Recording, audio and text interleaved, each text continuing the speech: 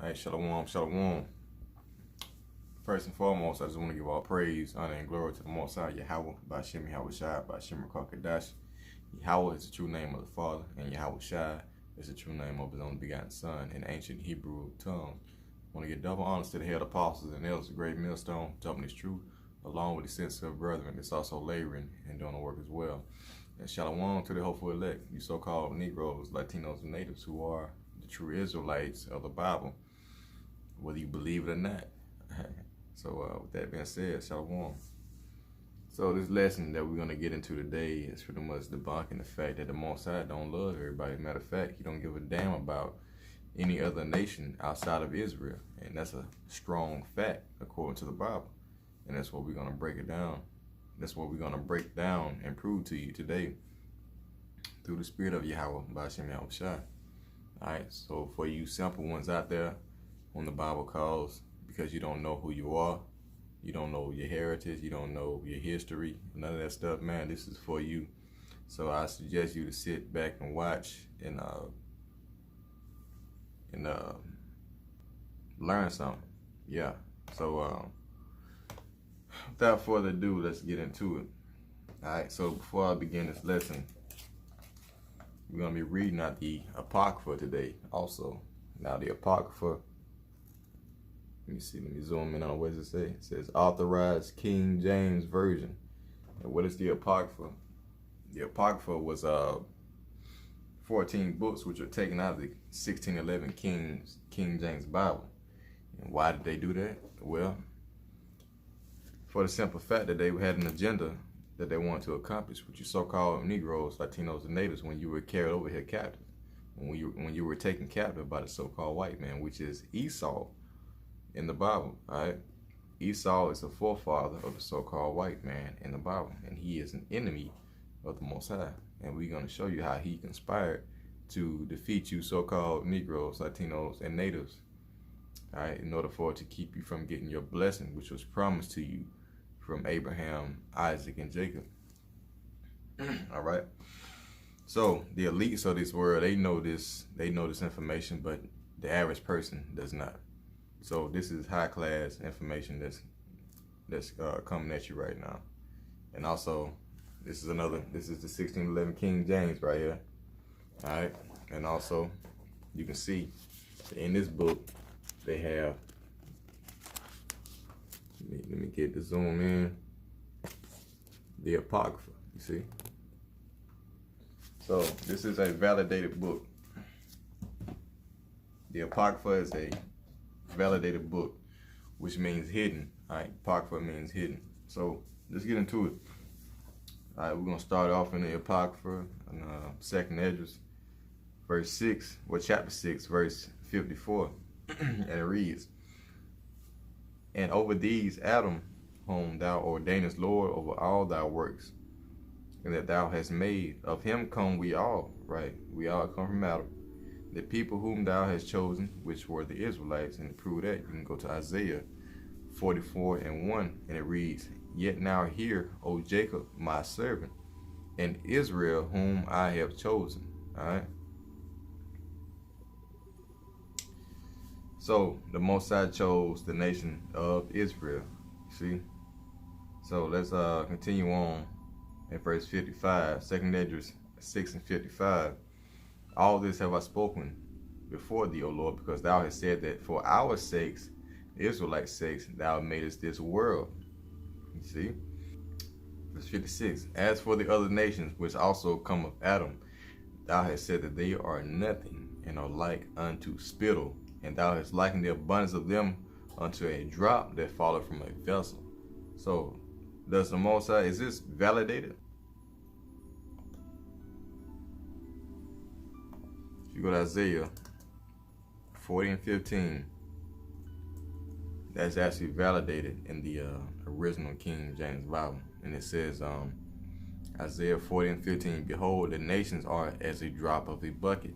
And that's a precept from 2 Esdras 6:56. It says, "They are nothing, they are like unto spittle, and there is likened the abundance of them unto a drop that falleth from a vessel." All right, it says, behold, the nations are as a drop of a bucket. That's a straight precept. And that is mentioned in the original King James Bible. And it says also, Isaiah 40:15, behold, the nations are as a drop of a bucket, and are counted as the small dust of the balance. Behold, he taketh of the isles as a very little thing, and Lebanon is not sufficient to burn, nor the beast thereof sufficient for a burnt offering. All right, so you can't offer up any kind of sacrifice for the Most High to change his mind according to these people. All right, so because he chose one, and he's gonna stick to that one people. So it's not a sacrifice that you can give the Most High for a ransom for his people who he have chosen. Verse 17 says, Isaiah 40:17, all nations before him are as nothing, and they are counted to him less than nothing and vanity. And that's what we had just read over here in second Esdras. It's like 6 and 56. It says, as for the other nations which also come of Adam, thou hast said that they are nothing, and are like unto spittle, and thou hast likened the abundance of them unto a drop that falleth from a vessel. So if you drop a drop of water out of a bucket, you're not going to give a damn about that drop, right? So that's how the Most High feels about these other nations. And he does not change. This is Malachi 3:6. It says, for I am the Lord, I change not, therefore ye sons of Jacob are not consumed. Now, I just read to you in Isaiah 44:1 that the Most High chose Jacob and Israel. All right, so Jacob's name was later changed to Israel, right? So when it said Jacob or Israel, it's talking about the same thing. So the Most High said he changes not. Now going back to second Esdras, chapter 6, verse 57, it says, and now, O Lord, behold, these nations which are reputed as nothing be lords over us and devour us. But we, thy people, whom thou hast called thy firstborn, thy only begotten, and thy fervent lover, are given into their hands. If the world now be made for our sakes, why do we not possess an inheritance for our world? How long shall this endure? Alright, so you see why they took this Bible, or these books out of the Bible. Alright, because they didn't want you to come across this. This is pretty much telling you that these other nations have conspired and have come against you. Alright, and this is going out to you so-called Negroes, Latinos, and Natives. Alright, and now we're going to get an account. We're going to go into how these nations have conquered you. Because they're all in on the downfall of the Israelites. Because anytime, if you go to Deuteronomy 28:1, it'll tell you that if you keep the commandments of the Most High, then you will be brought above all nations that are upon the face of the earth. And in verse 15 of Deuteronomy 28, it tells you that if you don't keep the commandments, then you will be brought very low, and you will be below all these other nations. And what do we have? You have the so-called Negroes, Latinos, and Natives, who are below every nation that are upon the face of the earth. But in the eyes of the Most High, they are the favorite. They are the chosen people that the Most High has chosen. But they're being punished right now. Alright, so let's get into how these people have conspired to keep you at the bottom. This is Psalms 83, we'll start at verse 2. It says, for lo, thine enemies make a tumult. Alright, they that hate thee, and they that hate thee have lifted up the head. They have taken crafty counsel against thy people, who are the Israelites, and consulted against thy hidden ones. Alright, that's why if you read Jeremiah 17:4, the Most High took away our heritage by the hands of the so-called white man. It says Jeremiah 17:4, and thou even thyself shalt discontinue from thine heritage that I gave thee. Now it calls thee to serve thine enemies in the land which thou knowest not, for he hath kindled a fire in my anger which shall burn forever. That's key. Which shall burn forever. Alright, so we were delivered here on slave ships to serve our enemies. Alright, and also you natives, you were here in the Americas before the so-called Negroes got here, and you were delivered captive before us. Alright, so we are under subjection under our enemy, the so-called white man Esau. Now let me go and read the rest of Psalms 83rd chapter. And it says, we start at verse 3. It says, they have taken crafty counsel against thy people, and consulted against thy hidden ones. They have said, come and let us cut them off from being a nation, that the name of Israel may be no more in remembrance. For they have consulted together with one consent. They are confederate against thee. Alright? They are confederate against thee. So they have consulted together with one consent, and that's cut off the nation of Israel.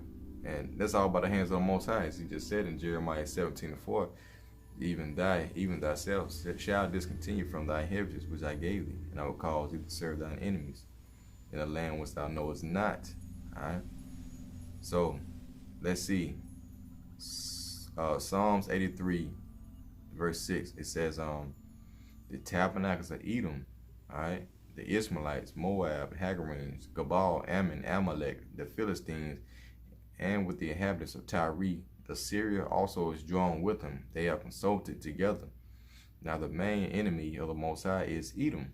And in Genesis, I think the 27th chapter, Edom's blessing would be the fatness of the earth and the dew of heaven. Alright?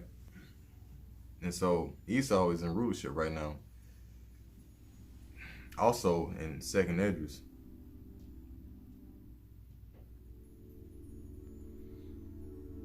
Second Esdras 6. This is back in the Apocrypha again.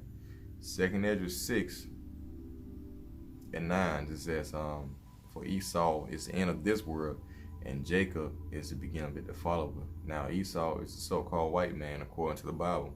Jacob is the forefather of you so-called Negroes, Latinos, and natives. Alright? So this world was given into the hand of the so-called white man. If you read Job 9:24, it'll tell you that the earth is given to the hand of the wicked. You see? And that wicked pertaining to Malachi, the 1st chapter. It tells you that Esau, so-called white man, is that wicked that the Bible speaks of, that devil.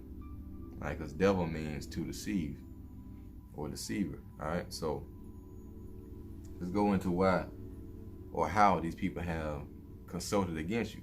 Alright? But first, before we do that, we're going to go to 1 Maccabees. We'll go to 1 Maccabees and go to chapter 2, verse 6.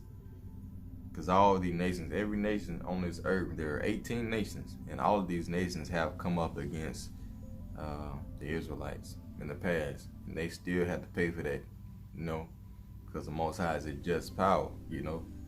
So, but he's long suffering. That's why people forget about what happened in the past, but the Most High doesn't forget. And I started verse 10. 1 Maccabees chapter 2, verse 10. It says, what nation have not had a part in her kingdom and gotten of her spoils? And as her is dealing with Israel. The Most High compares Israel to a comely and delicate woman. Comely means beautiful, alright? So it says, what nation have not had a part in her kingdom and gotten of her spoils? All her ornaments are taken away.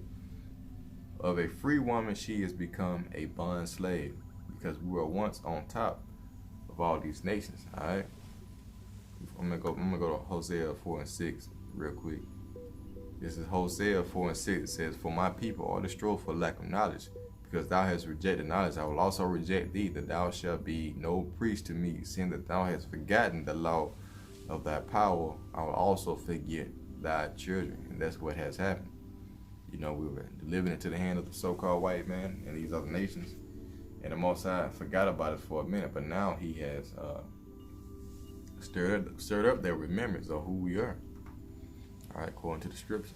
It says, Hosea 4 and 7, as they were increased, so they sin against me. Therefore will I change their glory into shame. And that's why you seeing these dumb niggas out here, you know, killing each other over Popeye sandwiches and shit like that. Slaggy for my French, but you know, we speak a bastard language anyway. English is a bastard language, you know. It's not Hebrew. We're supposed to be speaking Hebrew. That's the language that you so-called Negroes, Latinos, and natives originally spoke, right? Not English. You're speaking the language of your oppressor. Alright, it says 2 Maccabees chapter 2 verse 12, it says, "And behold, our sanctuary, even our beauty and our glory is laid waste, and the Gentiles of the other nations have profaned it. To what end, therefore, shall we live any longer?" So the Gentiles have profaned our sanctuary. Alright? And so they all conspired in order to do this. And if you go to the book of Judah,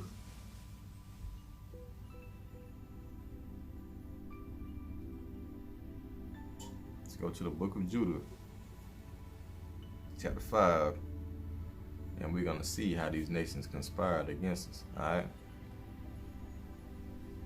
Now this is going into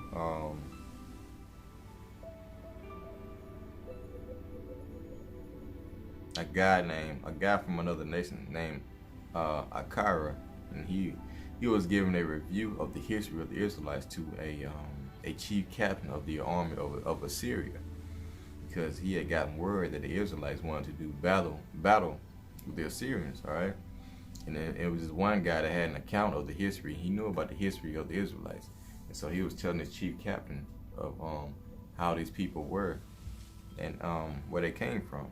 All right, and the chief captain, he had gathered the children of Ammon and the children of Moab. And Ammon are the Japanese, and Moab are the Chinese.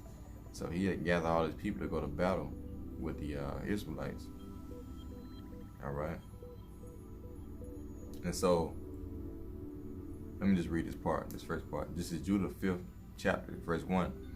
It says, "Then was it declared to Holofernes, the chief captain of the army of Assyria, that the children of Israel had prepared for war, and had shut up the passages of the hill country, and had fortified all the tops of the high hills, and had laid impediments in the champaign countries." All right. It said, wherewith he was angry. All right. So the chief captain was angry that the children of Israel were preparing war against him. All right. It says, wherewith he was angry, and called all the princes of Moab, the princes of the Chinese, and the captains of Ammon, the captains of the Japanese, and all the governors of the sea coast. And he said unto them, "Tell me now, ye sons of Canaan, who this people is." So he wanted to know about these Israelites and who these people were and where they come from.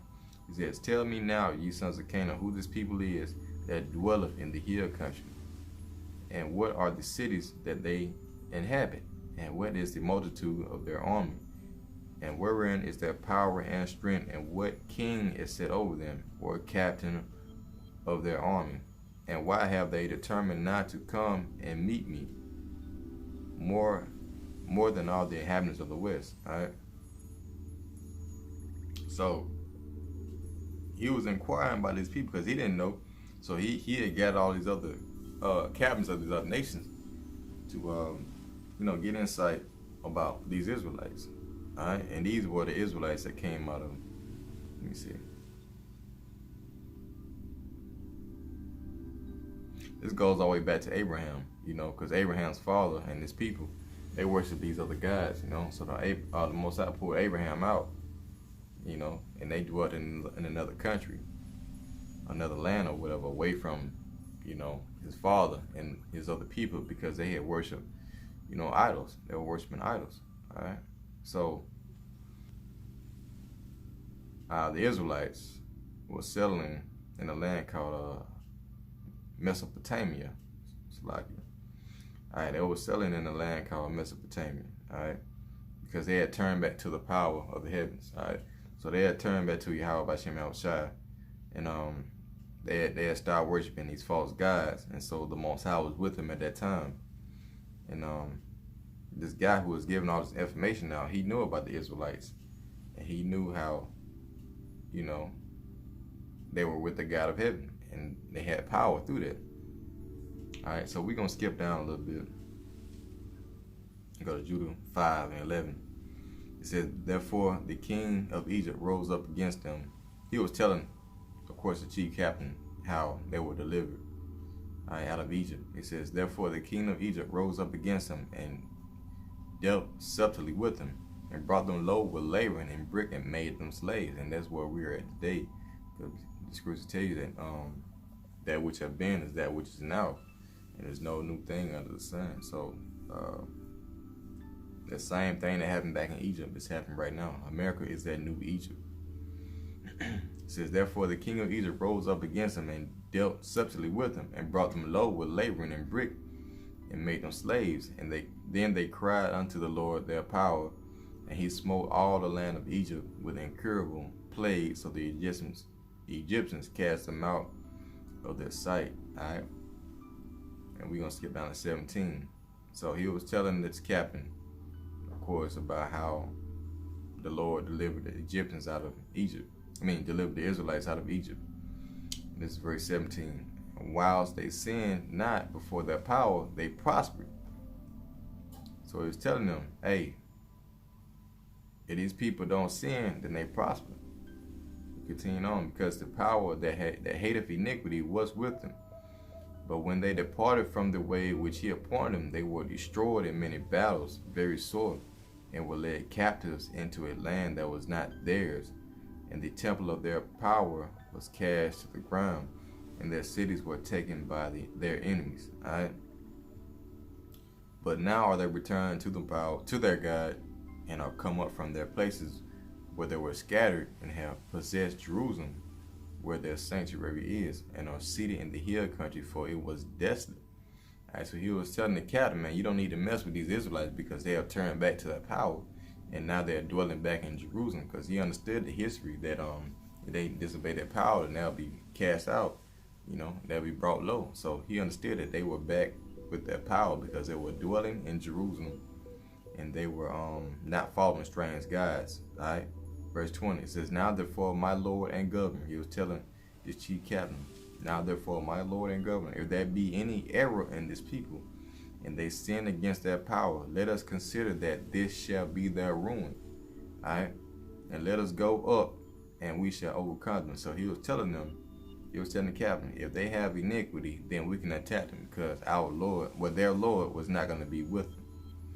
Verse 21, but if there be no iniquity in their nation, let my Lord now pass by, lest their Lord defend them, and their God be for them, and we become a reproach before all men. And if you go back to Deuteronomy 28, it'll tell you that if you don't keep my commandments, you're going to become a reproach and a mockery pretty much among all the nations around us. And that's what we have become. But now we are returning to our Lord, and we're in a position that the Israelites were ready to do battle with the Assyrians, because we know that our power is with us. All right. And so basically the fact of the matter is that these nations, they do a diligent search on the Israelites and your heritage. So they have conspired to erase that memory from you in order to keep you in bondage. All right. And this is where we at now with the majority of you people. So they know if you don't return back to your power, then you will always be a possession unto your enemies. You see? That's what Psalms 83 was talking about. It said they have consulted against thy hidden ones, and they have taken crafty counsel against thy hidden ones. All right? Or against thy people, or whatever. I'm just paraphrasing, but this is what all these other nations have conspired against you so-called Negroes, Latinos, and natives, to keep you defeated. Let's go to Deuteronomy.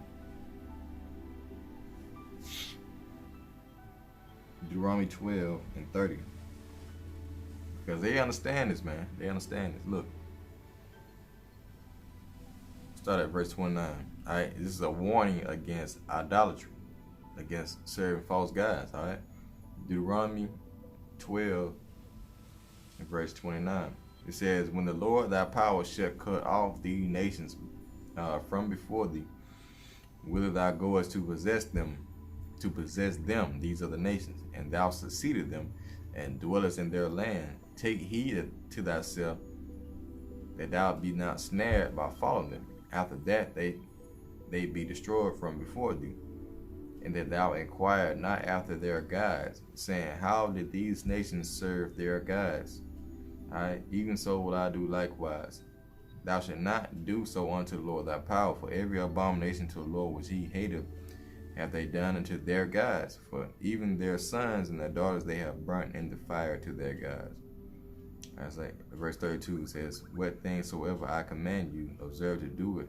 Thou shalt not add thereunto nor diminish it. Alright, so the Israelites were not to serve these other gods, and this is what they have done in the past. So in doing that, as in, as the Most High said in Deuteronomy 28, if you do this, then you're going to be brought very low. Alright?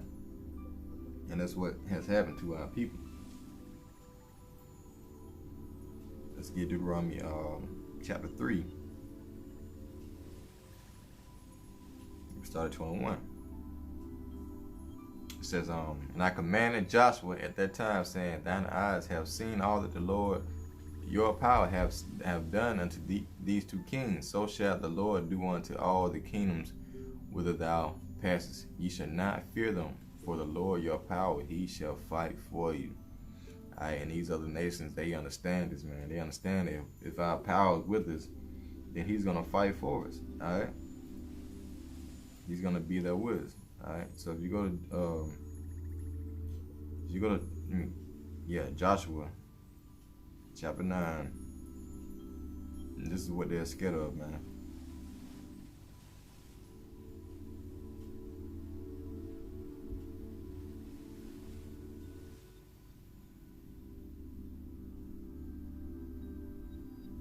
Matter of fact, I went to the wrong one. I was locking. Joshua 23, start at verse 9. Alright. It says, for the Lord hath driven out from thee before you great nations and strong. But as for you, no man hath been able to stand before you unto this day. One man of you shall chase 1,000. For the Lord your power, he it is that fighteth for you, as he hath promised you. Alright? Take heed, therefore, unto yourself that ye love your power. Alright? That ye love the Lord your power. Alright? Else, if ye do anywise go back and cleave unto the remnant of these nations, even these that remain among you, and shall make marriages with them, and go in unto them, and they to you, know for a certain that the Lord your power will no more drive out any of these nations from before you, but they shall be snares and traps unto you, and scourges in your sides, and thorn in your eyes, until ye perish from off this good land which the Lord your power hath given you. Alright? And so the Most High was telling them, man, look, when you defeat all these damn nations and take their lands or whatever, and they spoils, and you start to sojourn in these, around these different countries and nations and stuff, and you start to learn their ways, and if you do this, then it was gonna be a snare unto you. Alright? And the Most High was not gonna deliver them out, if they did that. And that's what they did. They went and they conquered these nations, but at the same time they dwelt among these nations and they learned their ways, so that was a snare unto them. That's why the Most High said he wasn't gonna drive out these nations, because they did that. All right.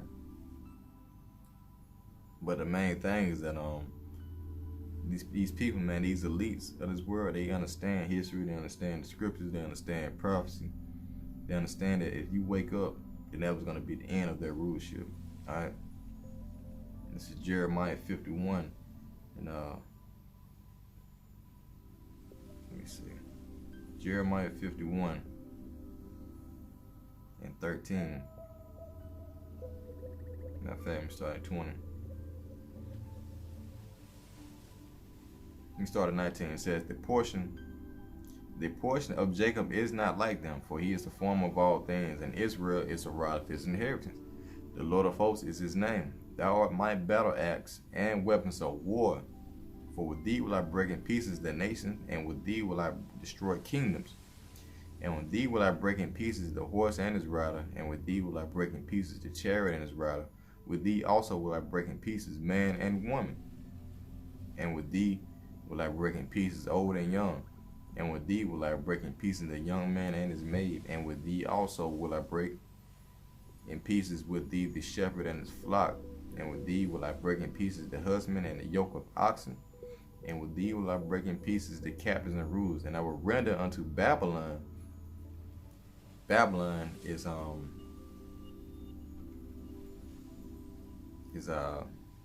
me see. Yeah, the Hebrew meaning for Babylon, which the word would be Babal, means confusion. And that's what America is today. America is Babylon the Great, all right? So, the Most High said, I will render unto Babylon, which is America, and all the inhabitants of Chaldea, all the evil that they have done in Zion in your sight, saith the Lord, all right? He says, for behold, I am against you, O destroying mountain, means O destroying government, saith the Lord, which destroys all the earth, and I will stretch out my hand upon thee, and roll thee down from the rocks, and will make thee a burnt mountain. The Most High is going to burn America, and says, and they shall not take of thee a stone for a corner, nor a stone for a foundation, but thou shalt be desolate forever, saith the Lord. Alright? And this is talking about America. See? The Most High has not changed, man. As I read in Malachi 3 and 6, the Lord changes not. Therefore, you sons of Jacob are not consumed. Jacob is Israel. Israel is the rod of his inheritance. See? Now let's get Revelation real quick. And this is why these nations are fearing, man. If you go to Revelation 11:11, it says, and after 3 days and a half, the spirit of life from the Most High entered into them, and they stood up on their feet, and great fear fell upon them which saw them. All right? So let me review this. Let me go back and break it down. And after 3 days and a half, 3 days and a half represents 350 years. All right? The spirit of life, which is his wisdom and knowledge of these scriptures, entered into them, and they understood who they were, according to the Bible. It says, and a great fear fell upon them which saw them. And that's these other nations. All right? These other nations. Also, 2/3 of our people, man, that wants to be joined in with the so-called white man and his ways, his philosophies, and his doctrine. You know, they're gonna be counted as one of them, because you have to be grafted back in to be called an Israelite again. You have to be circumcised in the heart. All right. All right. In Revelation 11:12, it says, and they heard a great voice from heaven saying unto them, come up hither. And they ascended up to heaven in that cloud, and their enemies beheld them. All those enemies that you read back in Psalms 83rd chapter of Israel, you know, the elect, the ones that came back to their heritage and that wanted to be saved out of this wicked kingdom. So if you want to be joined unto this kingdom, and you're gonna be counted with the kingdom, you're gonna burn with these other heathens, man. So let me get one more, and I'm gonna close it out. This is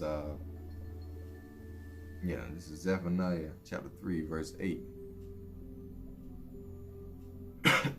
Alright. It says, therefore wait ye upon me, said the Lord, until the day that I rise up to the prey. Who was the prey? The so-called white man Esau. Alright. So he is the cause of all of this, you see. It says, for my determination is to gather the nations, that I may assemble the kingdoms, to pour upon them all mine indignation, even all my fierce anger, for the earth shall be devoured with the fire of my jealousy. Alright. It says, for them will I turn to the people of pure language, that they may call upon the name of the Lord, to serve him with one consent. Alright, and that's where we at now. We call upon the names of YAHAWAH, BAHASHAM, Yahawashi. YAHAWAH, which is the true name of the Father. BAHASHAM means in the name, and Yahawashi, which is the true name of the Father. Of the Son. All right, that is in the ancient Hebrew tongue. All right, so he said, I would turn to the people of pure language, that they may call upon me, upon the name of the Lord, to serve him with one consent. All right. So that's where we at now, man. That's where we at.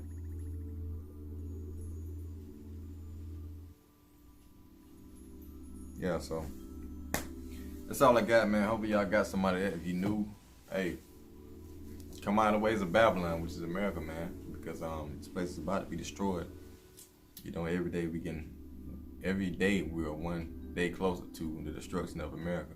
All right, and you don't want to be caught up out of here, you know, naked. That's the scripture say, you know, without a cloak for your sins. So you need to come back to your power, Yahawashi, and be converted and healed, that your sins may be blotted out, that you may obtain salvation. Alright. So with that being said, I want to give double honor to the head apostle and elders, great millstone. I want to say, call halal Yahawah, BAHASHAM, Yahawashi, BAHASHAM, Till next time, I'm going to say, Shalom.